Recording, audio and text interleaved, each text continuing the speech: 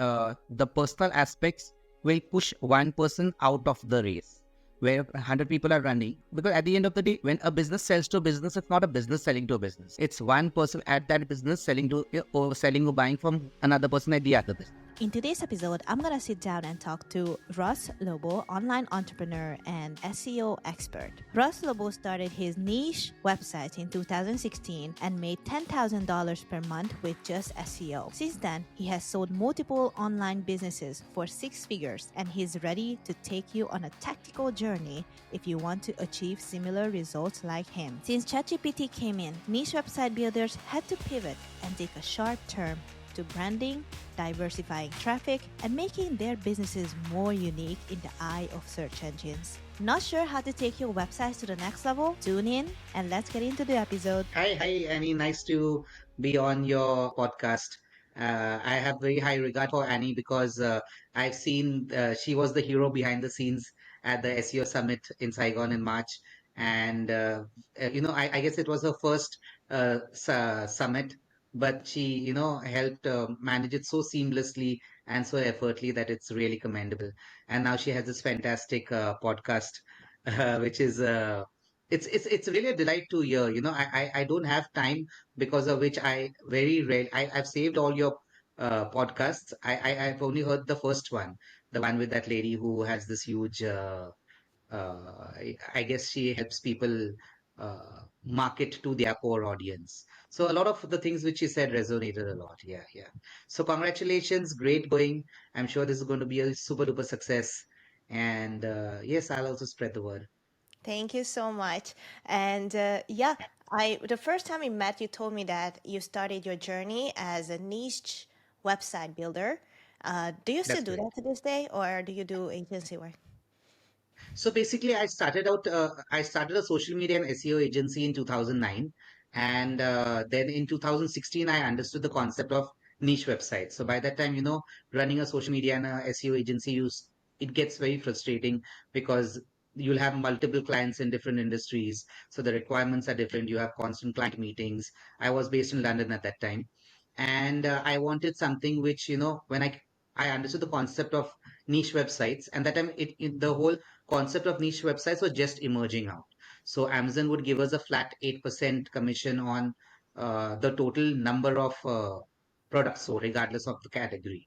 So you would get you earning $100,000 a year was of something which was very, very uncomplicated. In addition to that, at that time in 2016, EMDs used to work very well, exact match domains. Uh, though they had their spam updates, the content updates, still the landscape was significantly different. So yeah, I started out in 2016 in niche sites. In 2018, I sold my first one of my first sites which I made for a mid 6 figures, and then I continued on with two other big niche sites which I have till now.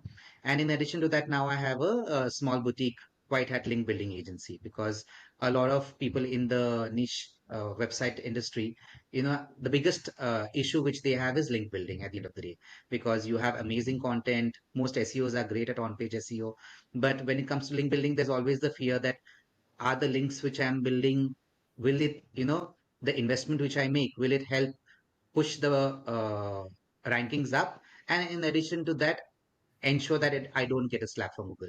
So it's a fine balance which you have to maintain so that, your niche sites also rank well and you get your return on your investment. So these are the two things which I'm currently doing. I spoke on link building at the SEO Mastery Summit. So yes, I'm still very much into niche websites, and it's my first love, and it's my bread and butter. So, and I guess I will, in the long term, also be focused majorly on niche websites. So that's going to be, I guess, something which will be spoken at my obituary. That's so cool. I've been so inspired ever since we met because like the whole idea of building websites and flipping them is like it's been a dream of mine. And Uh-huh. I also talk a lot with Mads, and you guys, if you listen to Mads' episode, we talk about personality types, and my personality is like it's goal driven, but it's not so detail oriented. As a result, like Uh-huh. sometimes I struggle with SEO because it's such a detailed industry.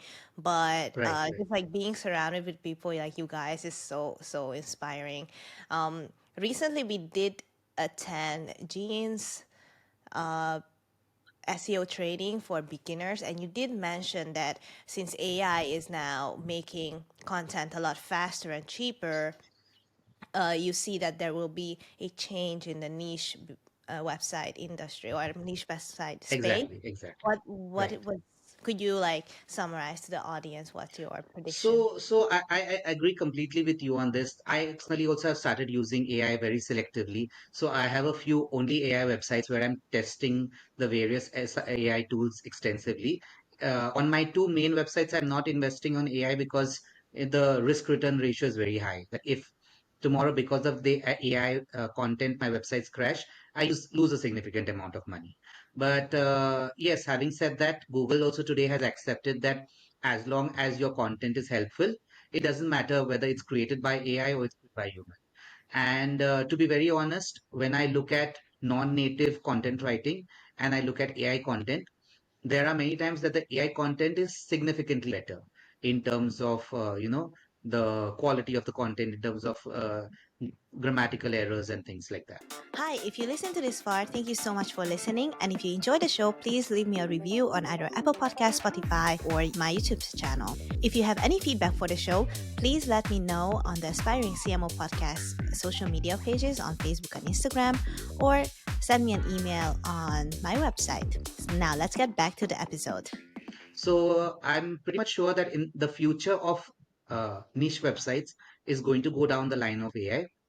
It's going to go down the line of AI more in the sense that it will be curated content, that AI would be used as a tool to do the keyword research. AI would be used as a tool to create the topical map, and understand what entities are required, and then finally write the skeleton of the article in which maybe a person can put in the inputs. Like, say, for example, now I have a website about dogs, right? So what we do is after the AI has written the content there, we also outreach to veterinarians and ask them their take on it. And then they would send us audio files, which we would then, have our VA rewrite it out and then link back to their website. But it also adds to the EEAT and the authority that this article has been there are unique components to it, and they have also taken opinions of uh, experts in the industry. So that is somewhere where I see high quality websites going in terms of AI content. And actually, at the end of the day, what I have seen is that separates a normal AI content website from a AI content website which ranks and consistently ranks is link building.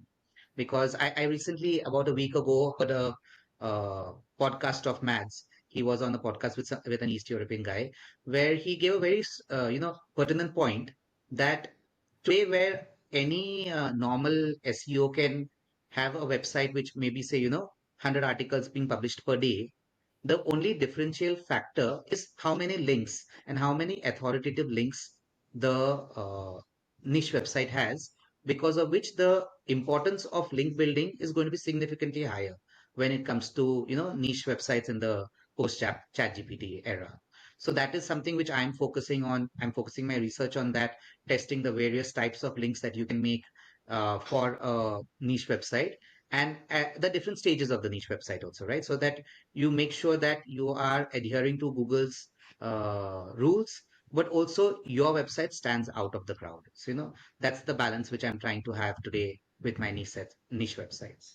Yeah, I mean, one of the cool tips I remember from your speech at the summit is that you, I don't know, correct me if I'm wrong, but what I remember is that you told me that, told us that basically you exchange not monetary exchange, but like service exchange. Like, oh, Right, if you link back to me, I can promote you on social because you've got, I guess, Pinterest traffic or something. Like, right, is exactly. this right? That's a good memory you have. Yes, yes, that's excellent, excellent. That's amazing.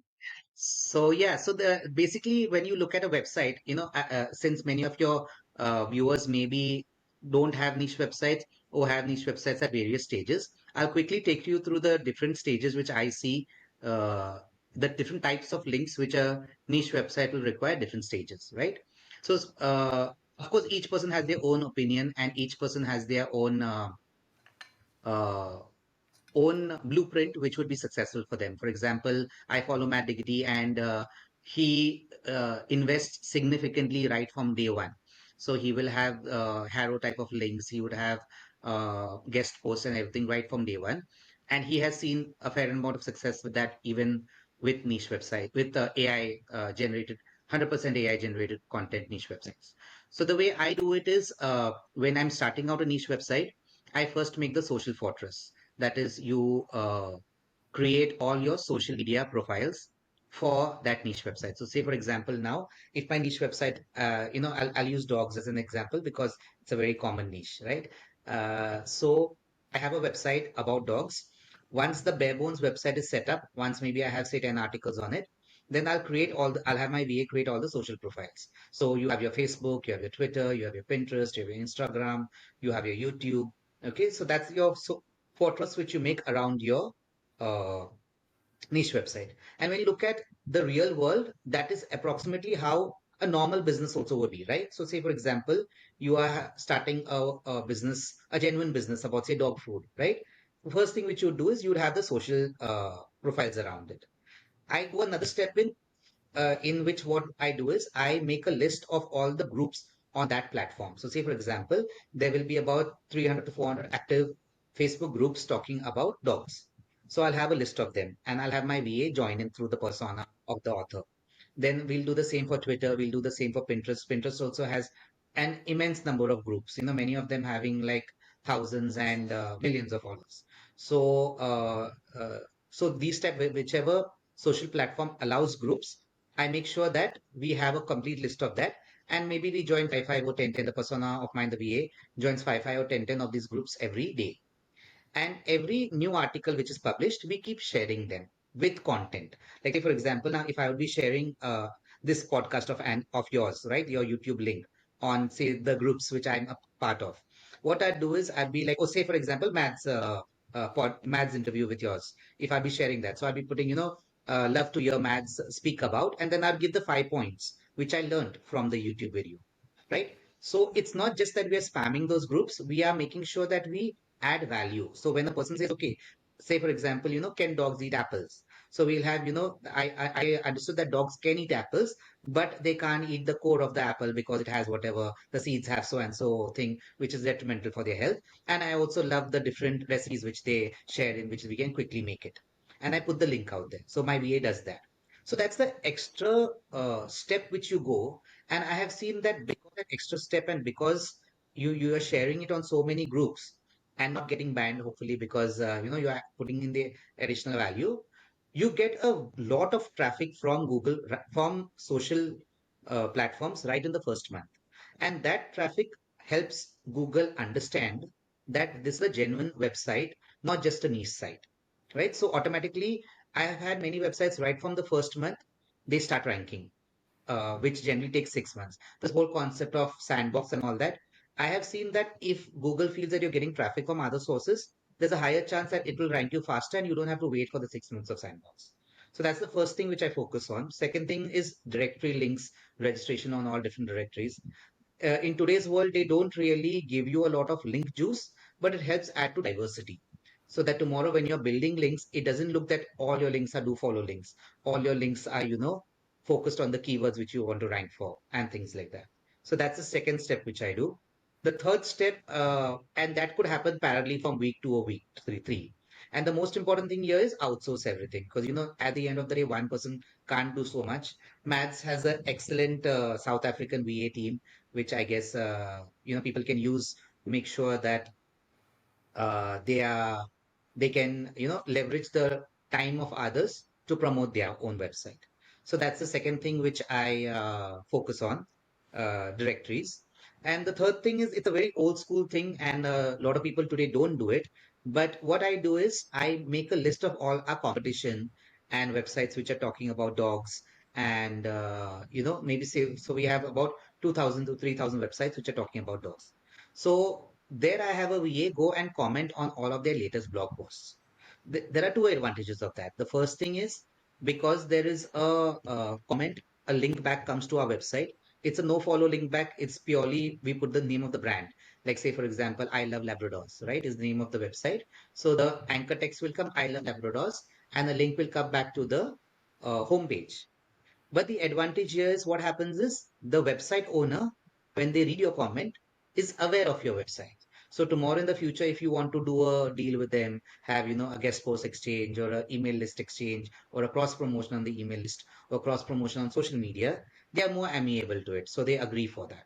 So that's the third step which I do in terms of the whole link building aspect.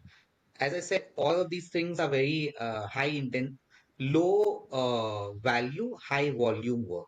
So it's always good to make sure that a VA of yours does that. Then the next step after this, so basically you have made your connections in different social media platforms. You have added yourself or you have requested and you have got added to maybe say 200 or 300 groups on Facebook, 200, 300 groups on Pinterest. And those groups today are having say millions of followers, which are pushing in thousands of traffic to your website. So then what you do is you have your analytics, which you share with the other website. You have already commented on their website. You have told them that you like their blog post through a blog comment. Then you send them an email saying that I would like a link back on your website, and in return I can promote you on all these social media platforms. As you can see from my own analytics, my posts get about 2,000 to 3,000 visitors. Now, many websites get only 1,000 visitors from Google every month. So they're happy, to get an uptick of traffic and awareness just by giving a link in exchange. So that's the fourth way of which I build links. As you very rightly said, I either give them social traffic or I tell them that, maybe I have a tie-up with one big website where I pay that website a small fee. In return, they give me links to the donor websites who would be adding my link. So the advantage here is these are websites who generally don't sell links. So those websites are very clean, very safe, and getting links from them are much more difficult because anyway they don't, exchange links for money. So this is a very easy way of getting it, getting links back to your website. So once again, to reiterate, first your social profiles, second directories, so that you have, diversity in terms of links. Third, blog comments. You get no follow links, but you're getting it on very relevant websites which are talking about your niche. And also, it is a doorway to have a proper link exchange, three-way link exchange, in which then you send them an email. The four steps which I generally take. In addition to that, there are things like Harrow, but the I've seen the effort which you put in for Harrow and the links which you get there's a huge difference. So that's not for everybody. Yeah, that's true. Haro is like you need just a person on Haro for sure to do that. Exactly. But with like you mentioned at the beginning of our interview that you want to talk about like the post ChatGPT era, and Exactly. do you see that maybe social media is becoming inevitable for SEOs going forward? So the way I look at it is, there was a time in when I had started out from 2016 to maybe 2020, especially before the lockdown and the whole COVID thing happened. There was a time where ranking websites were very easy. So I personally have had toilet websites, Yeah. best toilet, bestxxtoilet.com and .net and .org, which would capture the SERPs and would be giving us 10 to 20,000 a month, right? Because the very simple articles, best X toilet for Y, best X toilet under $500, best X toilet under $100. Those type of websites, I don't see them going ahead today because in post chat GPT, what also is happening is Bing, Google, all these search platforms are using AI to understand the content of the websites. So they will look at a website which is much more holistic. So they won't look at a website in terms of a website, they'll look at it in terms of a business. Right? So for example, I'm sure your videos which come out, you have it on various podcast platforms, you have it on YouTube, you have it on I'm assuming other video channels. You are promoting it on Facebook. I'm assuming you may be promoting it on LinkedIn and Twitter and things like that. So that is what a business should be, right? And that is where I see niche sites are moving towards. So there was a time when it was very easy. You're getting search traffic coming in, you're ranking. It also, in a way, to be very honest, made us very lazy because you know that, if I do ABC and I'm getting 10K a month, why should I do A to Z and still get maybe only 12K a month, right? The effort return ratio is very low, which made us very lazy because we were like, okay, fine, you have average content written, but as long as your content is slightly better than your competition, and you have average links made, but if you, as long as your links are slightly better than your competition, you will still rank. Today with Google adding so many new things to their SERPs, like say for example, for many of the keywords, today we see videos, today we see images, today we see featured snippets, which slowly will change into the search generative experience that you put in a question and you will have an answer out there, right? So the optimization today is not only on your website, you have to see the whole environment. So, like, say, for example, this is my wish for you is that maybe say 2 years down the line, if someone is searching for, you know, marketing hacks or marketing tips, which are these keywords, a answer of search generative will be given by Google, and there'll be mentions a lot about Annie in the answer because Annie may not have done optimization, but because her overall content, in terms of the content on her website, the podcast which she has transcribed it, so the content is there, speaking a lot about those terms. Other websites, like say for example, you hosting me, so I'll be featuring you know that I've been featured on my feature on page, so a link goes back to your website. And then you're also YouTube, which will have maybe say 100,000 followers, will be a very strong platform. Google will be taking all those things in consideration and putting those things, and because of those things, mentioning you there. So there's this whole concept today of LLM optimization, large language model optimization, where today you're not only optimizing your website to rank on search, but also looking at it in terms of a brand, kind of like how these marketing guys of big companies like say a Colgate or a Gillette would focus on. So Gillette does not care whether they are ranking on Google. Their whole concept is that, okay, how many times has my voice been heard? How many times has my brand been seen on various platforms? So, that is somewhere where I see, I see there'll be a few websites which will be super niche with super high expertise level. Like say, for example, cold sores. That's something which people get. Cold sores are, these boils which you get. So, The what? pimples, something like pimples, Pimples. pimples, Okay. pimples. Okay. Okay. So there'd be a website only about cold sores, which will be written by a doctor. Okay. And then they would have huge websites like WebMD. Those type of websites will survive. Brands like, say, for example, Mad Diggity, Mad Singers, Russ Lobo, Annie, those type of brands will survive because it'll come through via their personality and via the tests which they have done, like Brian Dean's Black Co. Right? So that are the type of brands also which would survive. And also then you would have these huge brands, but these huge brands will have to be on literally every platform. So they would have, and every platform which you will be present on is actually a link back and a thumbs up back to your main website. That okay, this person is present on so many things and this person is engaging on so many platforms because of which this person is someone who is trustworthy and his or her content should be shown to a searcher on Google. Hmm. So that's where I see the future of niche websites, especially after the whole chat GPT era. We are in Yeah. new territory.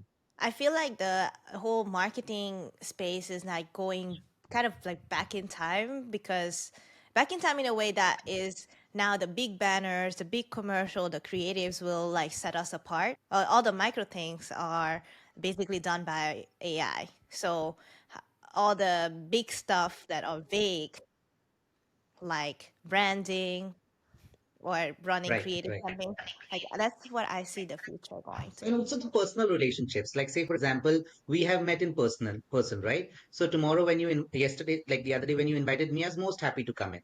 So that's also where I see a very strong impact happening on the market. That, the personal aspects will push one person out of the race. Where 100 people are running, a personal aspect, because at the end of the day, when a business sells to a business, it's not a business selling to a business. It's one person at that business selling to, or selling or buying from another person at the other business. It's a human connection.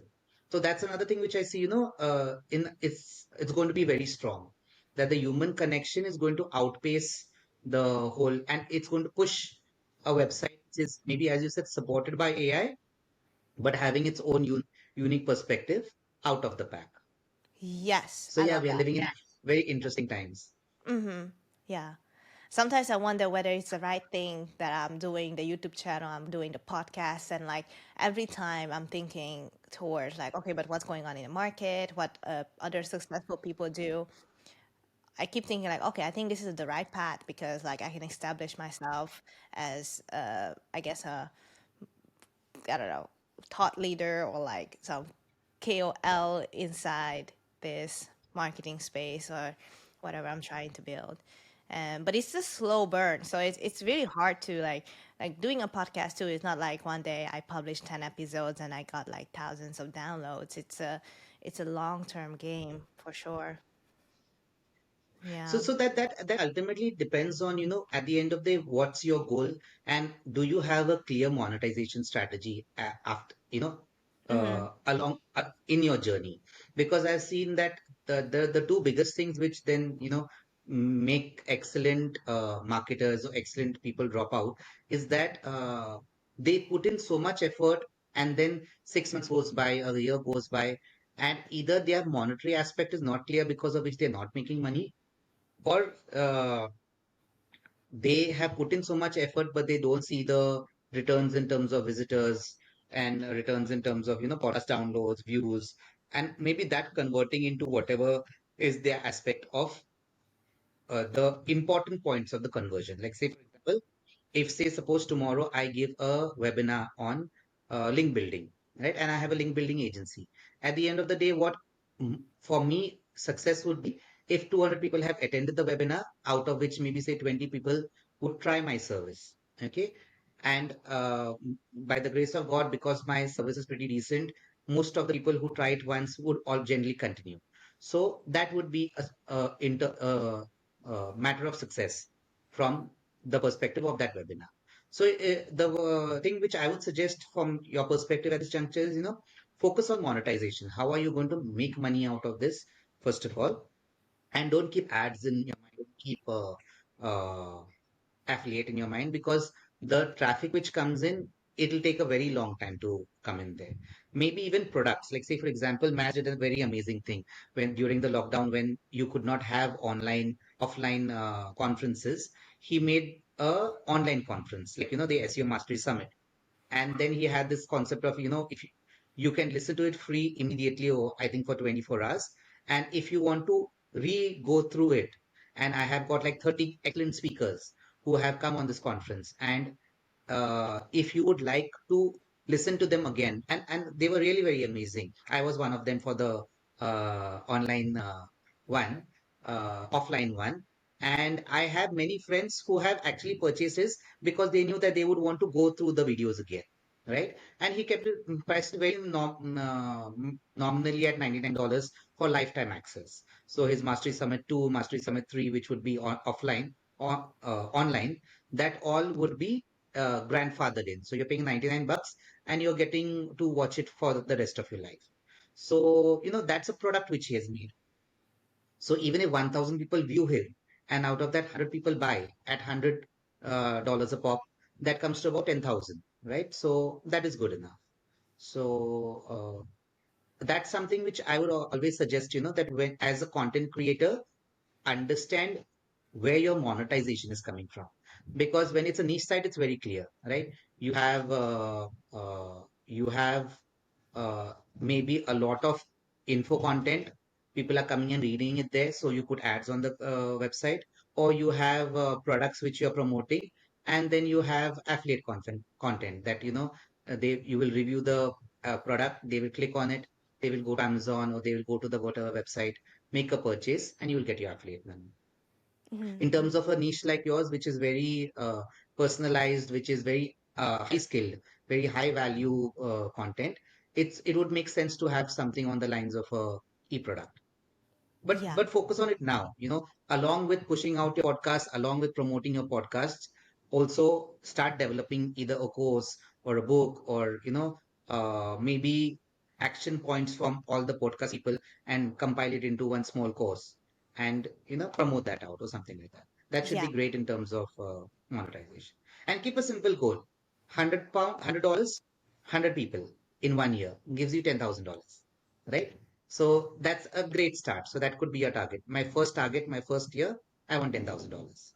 Just a quick note, if you enjoyed the episode and you would like to join Russell Lobo's Facebook group, I will link it down in the show notes. And I hope you can join new community and learn new things about search engine optimization. Believe me guys, it's a tough game.